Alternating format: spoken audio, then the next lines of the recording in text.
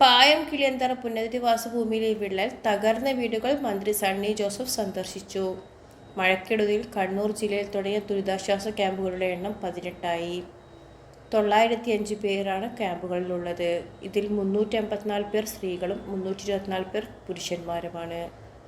തളിപ്പറമ്പ് 8, ഇരിട്ടി 6, പയ്യന്നൂർ 3, തലശ്ശേരി 1 എന്നിങ്ങനെയാണ് താലൂക്ക് തലത്തിൽ ക്യാമ്പുകളുടെ കണക്ക്. പയ്യാവൂർ ജില്ലയിൽ ചെറുപുഷ്പം സ്കൂളിലെ ക്യാമ്പിലാണ് കൂടുതൽ പേർ, 184 പേർ. ഉദയഗിരി വില്ലേജിൽ 4 ക്യാമ്പുകളുണ്ട്.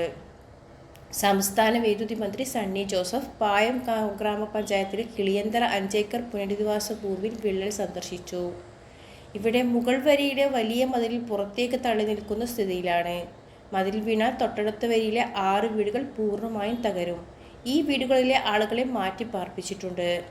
പായം നെരിമട ഉന്നതിയിലെ തകർന്ന വീട് മന്ത്രി സന്ദർശിച്ചു. അയ്യൻകുന്ന് ഗ്രാമപഞ്ചായത്തിലെ ആനപ്പന്തി വാർഡിലെ തോട്ടിയിൽ കുഞ്ഞു മുഹമ്മദ്, തോട്ടിയിൽ ബൽക്കീസ് എന്നിവരുടെ തകർന്ന വീടുകളും മന്ത്രി നേരിട്ട് കണ്ടു.